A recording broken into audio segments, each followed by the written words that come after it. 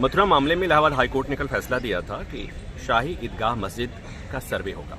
उस फैसले के खिलाफ मुस्लिम पक्ष सुप्रीम कोर्ट आ गया था और मांग की गई थी कि हाईकोर्ट के उस आदेश पर रोक लगा दिया जाए। सुप्रीम कोर्ट ने रोक लगाने से इनकार कर दिया। हमारे साथ हिंदू पक्ष के वकील, जिन्हें मैं भगवान का वकील कहता हूँ, विष्णु शंकर जैन है।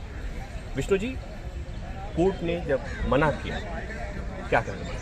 देखिए, बहुत स्पष्ट रूप से बात है कि मुझे ऐसा लगता है कि शाही ईदगाह मस्जिद ने जितने प्रोसीजर्स और लीगल प्रिंसिपल्स हैं उसको फ्लाउट किया है। जब कल इलाहाबाद हाईकोर्ट ने 2 बजे ये आदेश पारित किया था, एक जनरल प्रैक्टिस है सुप्रीम कोर्ट में कि अगर आप कोई मैटर मेंशन कर रहे हैं तो जो अदर साइड है, जो अफेक्टेड पार्टी है, आप उसको इन्फॉर्म करेंगे। हमें कोई इन्फॉर्मेशन नहीं दी गई। ये मैटर कल मेंशन किया गया और आज इस मैटर को लगा दिया गया आइटम 54 के रूप में। सबसे इम्पोर्टेंट बात यह है कि कल जो इलाहाबाद हाईकोर्ट ने आदेश पारित किया था, उस आदेश को चुनौती भी नहीं दी गई by way of any proper SLP या फर्स्ट अपील, और सुप्रीम कोर्ट में मांग की गई कि इलाहाबाद हाईकोर्ट की प्रोसीडिंग्स को स्टे कर दिया जाए, और इसीलिए आज सुप्रीम कोर्ट ने इस प्रोसीडिंग्स पे स्टे लगाने से मना किया। तो अब चूंकि सुप्रीम कोर्ट ने स्टे लगाने से मना कर दिया है, तो सर्वे होगा? जी बिल्कुल, सर्वे होगा और इलाहाबाद हाईकोर्ट फ्री है 18 दिसंबर को इस केस में आगे प्रोसीड करने के लिए और मॉडलिटीज तय करने के लिए। 9 तारीख को सुप्रीम कोर्ट में, 9 जनवरी को सुप्रीम कोर्ट में जो सुनवाई होगी, मामला लंबित है, वो क्या है? देखिए, एक इलाहाबाद हाईकोर्ट ने आदेश पारित किया था 26 मई 2023 को, जिसमें हमने मांग की थी कि नेशनल इंपॉर्टेंस का मैटर है। जैसे राम मंदिर का ओरिजिनल ट्रायल इलाहाबाद हाईकोर्ट ने किया था, उसी तरह से कृष्ण जन्मभूमि का मैटर भी इलाहाबाद हाईकोर्ट उसका ओरिजिनल ट्रायल करे। हमारी मांग को मानते हुए, सेक्शन 24 ऑफ सीपीसी की पावर्स को एक्सरसाइज करते हुए इलाहाबाद हाईकोर्ट ने पूरा मामला अपने पास मंगा लिया ओरिजिनल ट्रायल के लिए।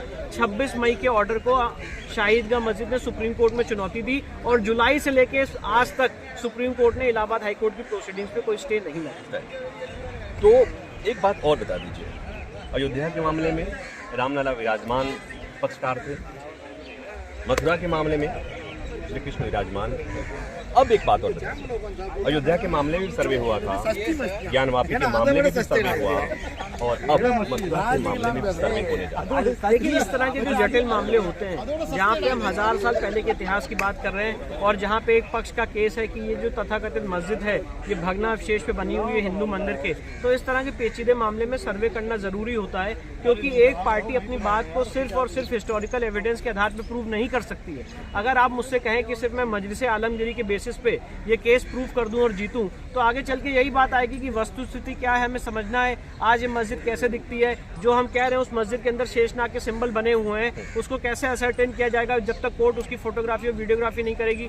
तो एडवोकेट कमीशन हमेशा इस तरह के केसेस में कोर्ट की आंख और कान होने का काम करता है, और इसलिए ज्ञानव्यापी के केस में एडवोकेट कमीशन हुआ था, राम मंदिर के केस में भी एडवोकेट कमीशन हुआ था, और शाही ईदगाह मस्जिद में भी एडवोकेट कमीशन का ऑर्डर हुआ है। और मैं एक बात और कहना चाहता हूँ, एडवोकेट कमीशन का जो ऑर्डर है ये नॉन प्रेजुडिशियल ऑर्डर है, ना स्ट्रक्चर को कोई क्षति पहुंचने वाली है, ना वहाँ पे डिगिंग होने वाली है, ना वहाँ पे किसी भी तरह का कोई ऐसा काम होने वाला है जिससे शाही ईदगाह मस्जिद को कोई क्षति पहुंचे।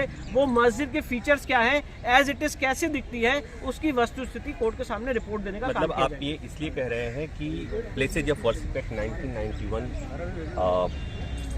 के होते होते भी ऐसा हो सकता है? देखिए, प्लेसेज ऑफ वर्शिप एक्ट, आप ये हम लोग ये मान के चलते हैं कि प्लेसेस ऑफ वर्शिप एक्ट सिर्फ एक धर्म विशेष के लिए बना है। Places of worship act section 3 और 4 क्या वर्ड इस्तेमाल करता है कि किसी भी जगह का धार्मिक स्वरूप 15 अगस्त 1947 जैसा इंटैक्ट रहेगा।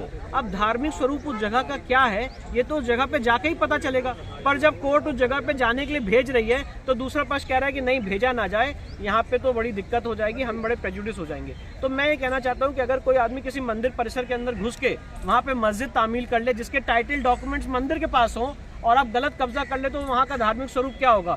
जो 13.37 एकड़ जमीन है जो भगवान कृष्ण में निहित है, वेस्ट करती है, उसका धार्मिक स्वरूप क्या होगा? ऑब्वियस सी बात है, प्लेसेस ऑफ वर्शिप एक्ट के हिसाब से मेरा ये केस और आपके सामने कंटेंशन है कि शाही ईदगाह मस्जिद ने प्लेसेस ऑफ वर्शिप एक्ट के सेक्शन 3 का उल्लंघन किया है और वहाँ पे गलत ढंग से मस्जिद तामील की है, और प्लेसेस ऑफ वर्शिप एक्ट इस केस में हमारे पक्ष में अप्लाई कर। एक बात और लास्ट में, वो प्लेसेज ऑफ वर्शिप एक्ट को भी आप लोगों ने चुनौती दी? यस, बिल्कुल। और सुप्रीम कोर्ट में नोटिस जारी किया, उसके बाद क्या है? देखिए, सुप्रीम कोर्ट में उस मैटर में केंद्र सरकार से जवाब मांगा गया है। केंद्र सरकार ने अभी तक अपना स्टैंड क्लियर नहीं किया है, और वो जो हमने सुप्रीम कोर्ट में रिट पिटीशन दायर की है वो इस मंशा से की है कि जो इस देश के बड़े बड़े बैरिस्टर है उनका ये लीगल नैरेटिव है और ओपिनियन है कि प्लेसेस ऑफ वर्शिप एक्ट लोगों को कोर्ट जाने से रोकता है, और राम मंदिर के बाद इस तरह के मामले ना छुए जाए, ना देखे जाए। तो तो हमने उस लीगल पर्सपेक्टिव से, उस इंटरप्रिटेशन से चुनौती दी है कि अगर ऐसा इंटरप्रिटेशन है तो ये एक्ट बेसिक स्ट्रक्चर का मर्डर करता है, क्योंकि संविधान का बेसिक स्ट्रक्चर है कोर्ट जाना।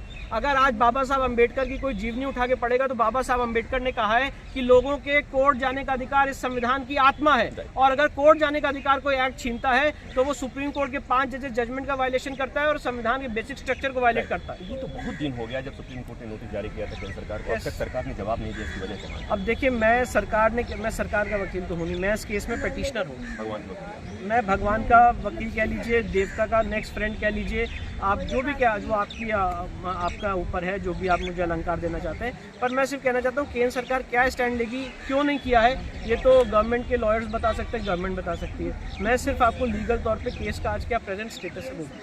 कुल मिलाकर ये कि हाई कोर्ट के आदेश पर कोई रोक नहीं, सुप्रीम कोर्ट ने रोक लगाने से इनकार कर दिया।